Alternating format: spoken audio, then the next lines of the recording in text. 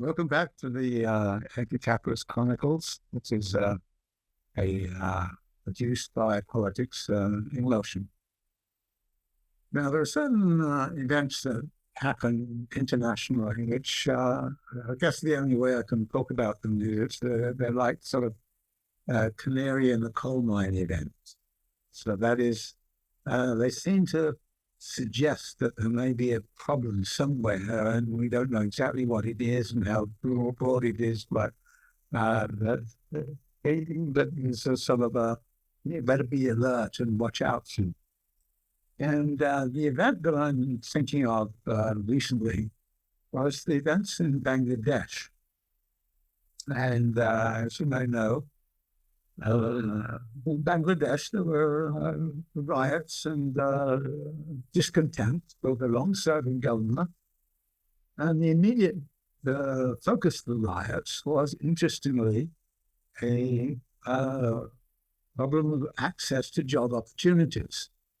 Because it turned out that the ruling class, or caste as I prefer to talk about it, had set up a system whereby the families that were most engaged in the independence of Bangladesh from Pakistan and the big struggle that went on at that time in the formation of the state of Bangladesh, that the people who took the leading role in all of that, their families have access to primary job opportunities, particularly in the state sector, but also beyond in terms of institutions and the like.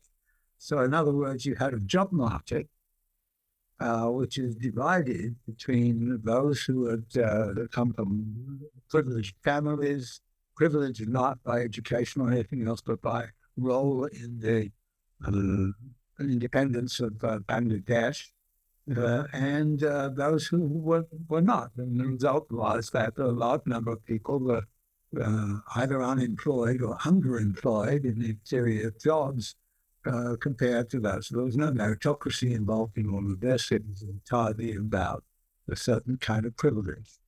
And you can kind of say it was a sort of production of a kind of a caste privilege for certain ruling caste in Bangladesh.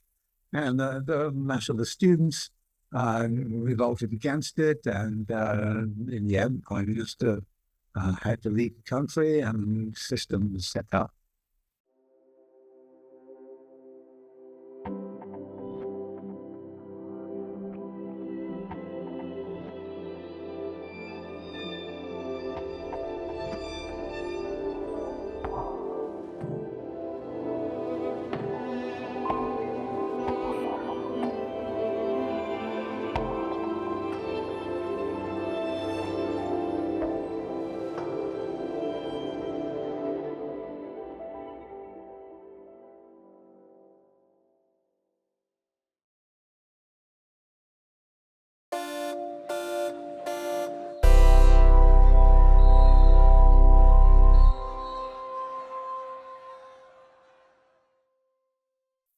Now, why do I think of this as the canary in the coal mine? Because, it was a student movement.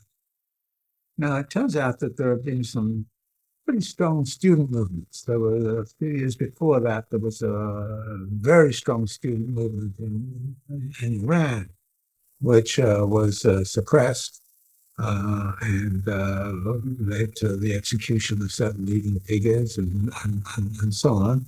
And Iran, as I argue, is a caste society, and therefore the preservation of the caste becomes absolutely, takes absolute priority.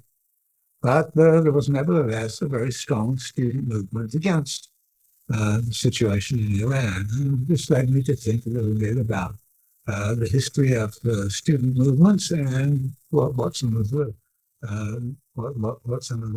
problems might be.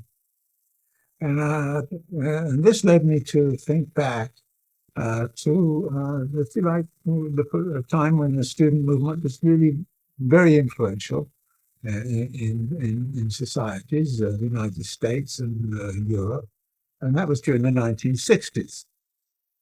And the background to this is that you have a lot of investment in higher education in the United States after World War II, a vast expansion of higher education, a vast expansion of an educated labor force from sort of the mid-1950s onwards. And by the time you get to the end of the 1960s, you find a situation in which this educated labor force is having a very hard time finding job opportunities which are compatible with the kind of education attainments that it has achieved. So this is where the problem comes in, because that labor force started to talk about other things than simply the perpetuation of global capitalism and doing the business of the corporations and the business of the military state, militarized state, and all the rest of it. So we have a situation in which we start to see things like the free speech movement in Berkeley, and which started to spread around, and this discussion of alternative ideas. The inability to absorb an educated labor force in terms of a job structure where the job opportunities were strictly limited. And so you end up in a situation where, people with PhDs become cab drivers. And I think that when that sort of thing starts to happen, watch out. That's my question, is watch out. Because you find that a whole generation of people are educated and have no opportunity to use that education in meaningful ways, given job structures emerging in academia. Now, one of the things I've been noticing around me is that the transformation of job structures. I start with job structures in academia. The job structures in academia in the mid-1960s, most academics did their own teaching and all the rest of it, and so the job structures were such that very few people were involved in adjunct teaching.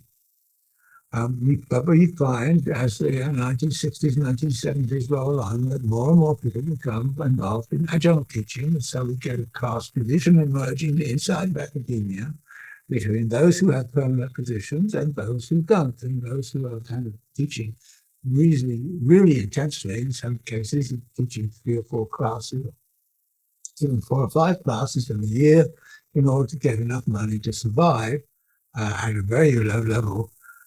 And so suddenly you find a situation in which academically there are people with very good qualifications who are actually in very inferior employment. And as time goes on, the proportion of adjunct teaching has risen steadily. A few years in which it rolls back the other way, but the general trend has been all of the basic teaching is done by adjuncts and not by the permanent staff. And so the permanent staff starts to have a privileged kind of position, and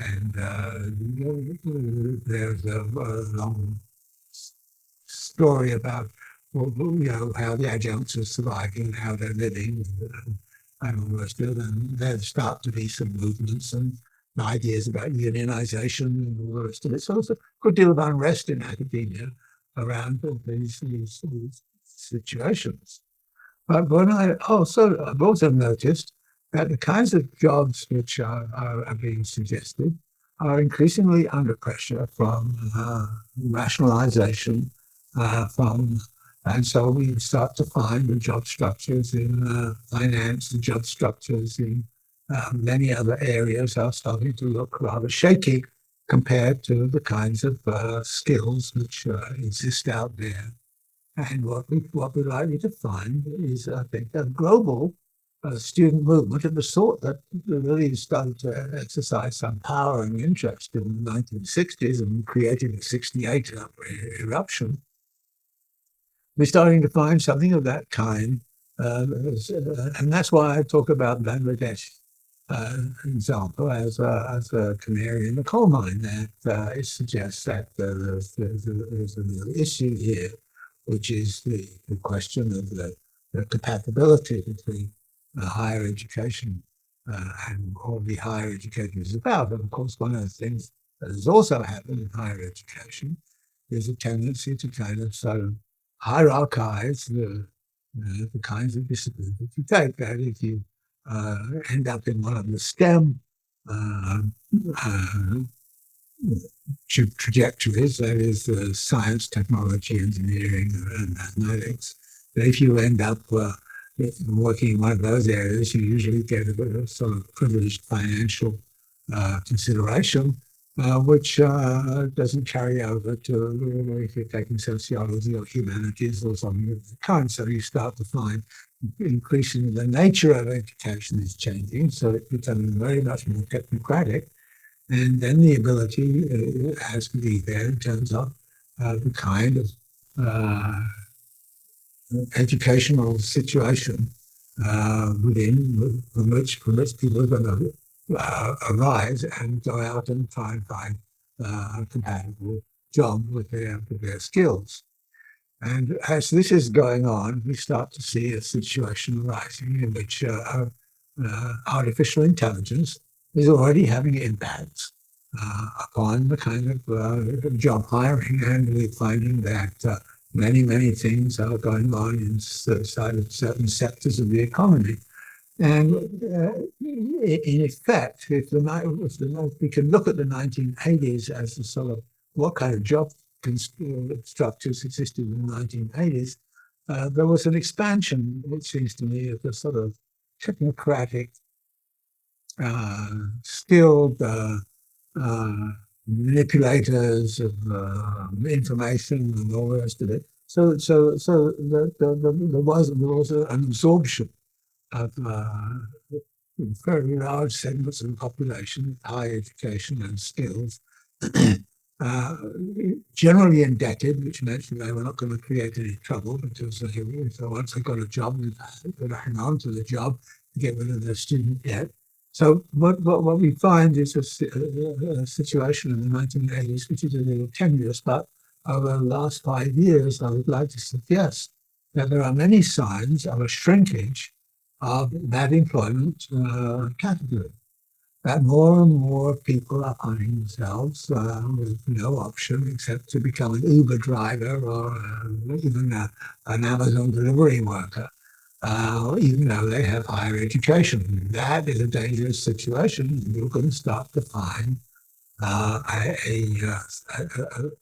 serious kind of eruption of discontent and alienation amongst that particular group in the population who have been trained but who have no viable job opportunities coming out of that training, given the way in which job shrinkage is taking place within many of these areas, which are managerial areas, are financial areas, and much of this is now being automated, and artificial intelligence is beginning to be used, and is likely to be used, I think, in a very much stronger way.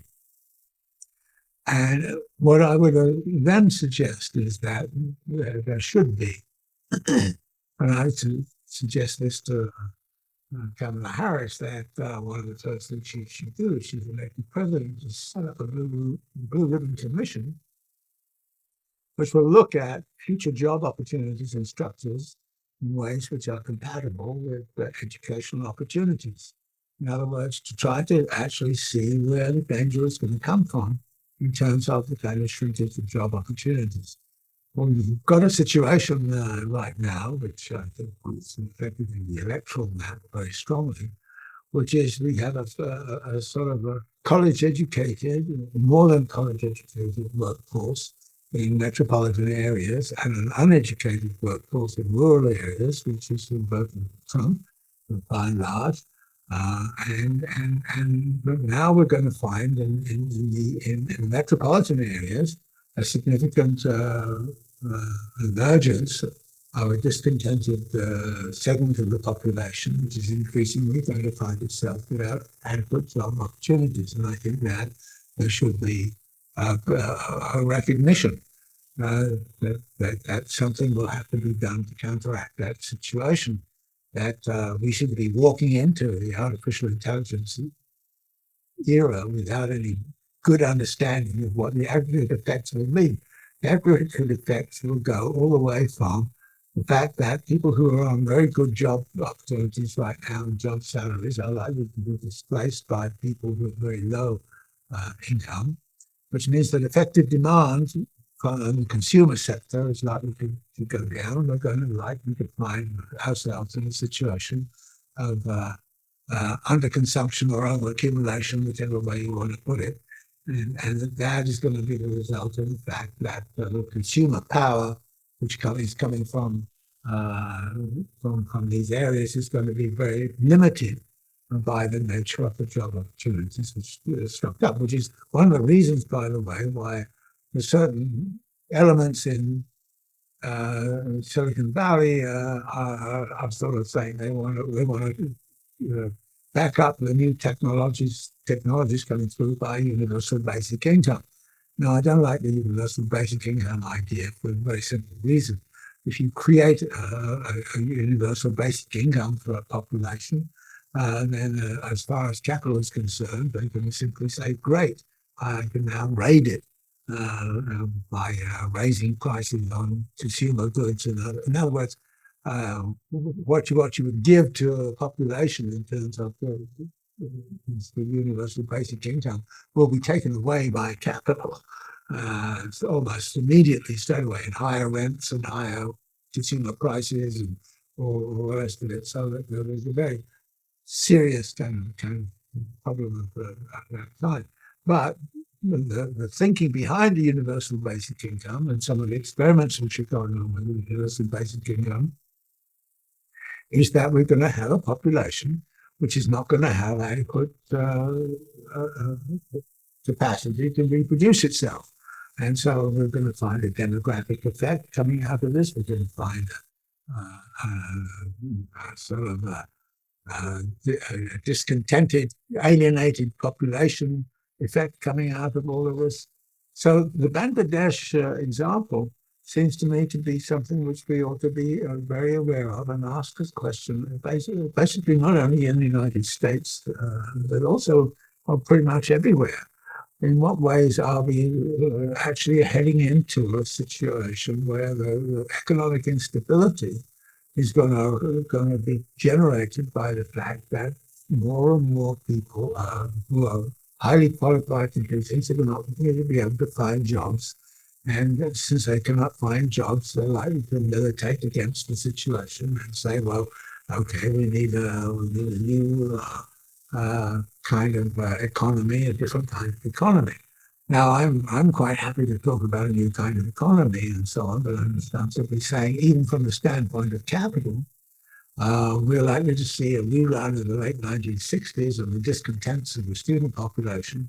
And we're likely to see that emerging in colleges because people will start to recognize that they're spending a lot of money, and tuitions, of course, are out of wazoo in terms of private colleges and so on, the indebtedness. So people are going to say to themselves in college, okay, I'm learning this stuff, but the job opportunities out there are such that I'm unlikely to be able to ever repay my student loans. It's unlikely that I'm ever going to be able to, and we're going to find a great deal of discontent spreading around on college campuses, and a still highly educated population, which is going to say, well, if this system cannot perform adequately in terms of our needs, in terms of the job market, then we want another system. And so this is, of course, one where we socialists can come into the picture and say, well, we have some ideas about what this alternative system might look like. And there are certain areas of the economy where there's a real deficit in terms of people employed. The trouble with those job opportunities, that most of them are very badly paid. One example of this, and people have already sort of indicated this, is the whole kind of question of care. We have an aging population which needs more and more care. The whole kind of care area is very badly financed, very badly taken care of.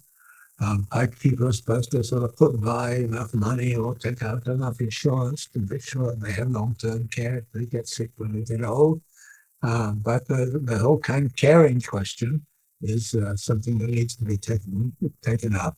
And this is something where obviously government can step in instead of kind of providing a certain amount of minimal amount of money, which just hardly helps at all.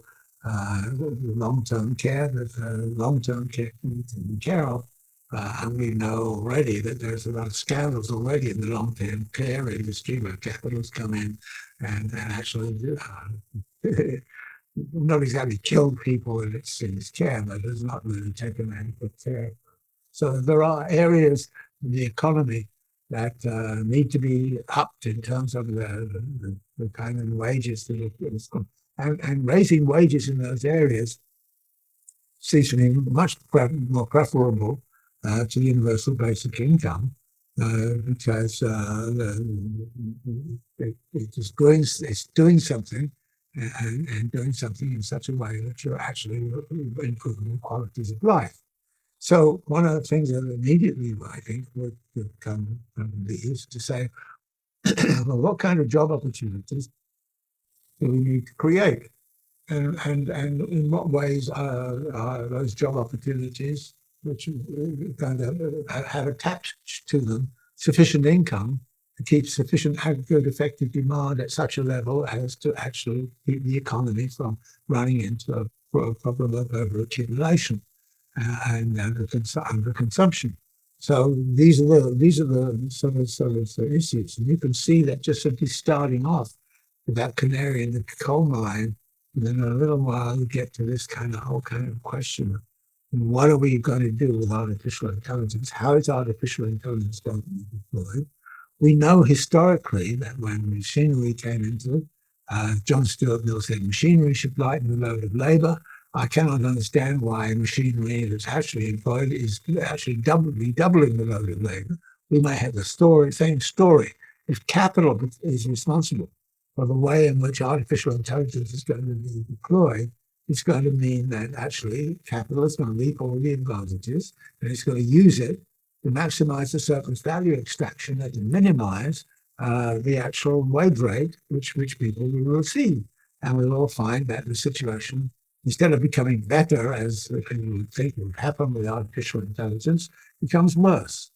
And this then comes back also to the question, what is it that might be significant in terms of what a socialist answer to this may be. Now, there are various ways in which we can talk about socialism, but the one which I like most of all about Marx is that socialism is about free time and the creation of more and more free time. And you would think artificial intelligence could be deployed in such a way that basic necessities would be taken care of, maybe by people working 3 days a week. And that the rest of the time, 4 days a week, they could do what they damn well please. And be totally free. And if you put it, but interestingly, right now, if you kind of said you want a society that has more free time, you find that people will say to you, but I have less free time than I had, maybe 20 years ago. I personally find that. I find it absolutely astonishing that all of this technological stuff which we have, it takes up a tremendous amount of management time, and things go wrong, and soon you find yourself just calling up a service provider and getting into fights with them. So really, what we need to do is to start to rationalize how things are organized and do it in such a way that the population has maximizing free time, as opposed to right now where it seems to free time is being absorbed in all kinds of nonsense kinds of ways. And to the extent that we end up with bullshit jobs, as they correctly call them, we end up with bullshit jobs rather than meaningful jobs is part of the problem. And here we see, again, canary in the coal mine kind of phenomenon. The statistics show that unemployment and job creation over the last, 2 or 3 years, it's been very strong in the United States. And people can't seem to understand, say it's very difficult to understand why it is that so many people are upset and distressed about the nature of the job market.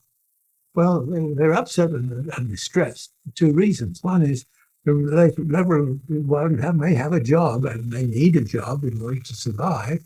But if that job is badly remunerated, then there's a lot of stress, attached to the fact that you're even employed. So there's that kind of thing. And the second thing is, a lot of jobs are meaningless jobs, and bullshit jobs. And you have a feeling that job creation is just about, creating more bureaucratic nonsense. And so instead of preparing for a society where artificial intelligence is going to be put to work to create the nationalization of free time, with people having adequate resources, both in terms of access to basic food supplies and affordability of housing and all those sorts of things, that we can still work on all those agendas. And this is true for almost every society. And just in conclusion, I'd like to mention something which I think is rather surprising, that in China, there has been a lot of emphasis on education. The Chinese have really improved their higher education radically, and a lot more people have been coming out of these colleges. There's a lot more competition for getting into university, that's colleges and the like. So in China, we ended up with a workforce which is more and more educated and more highly educated. And yet that workforce finds it very hard, increasingly hard to find an adequate position. And in fact, there are signs of unrest even in China. And Xi Jinping's response was, we have to understand that there are limited possibilities in society, and you have to learn to drink bitter tea. In other words, you've got to just take it on board and deal with it, and eventually things will probably pan out. But there are problems in China in terms of adequate jobs, good, meaningful jobs. And this is one of the issues that they need to take care of. So that if you take the Chinese situation and say, well, this canary in the coal mine applies, there's signs that it's going strong in China. In China, we may see some major movements amongst the highly educated elites who are going to come up with this kind of question of how to get adequate employment opportunities. And China is a serious place when it comes to matters of this kind. And I think they may take seriously the idea that more and more of this possibility of artificial intelligence, where the Chinese are really seriously engaged, more and more of these opportunities should be directed towards the idea of releasing the amount of individual free time which is available. So there are these signs. They may amount to nothing. 10 years' time, people may wonder, well, what was that all about?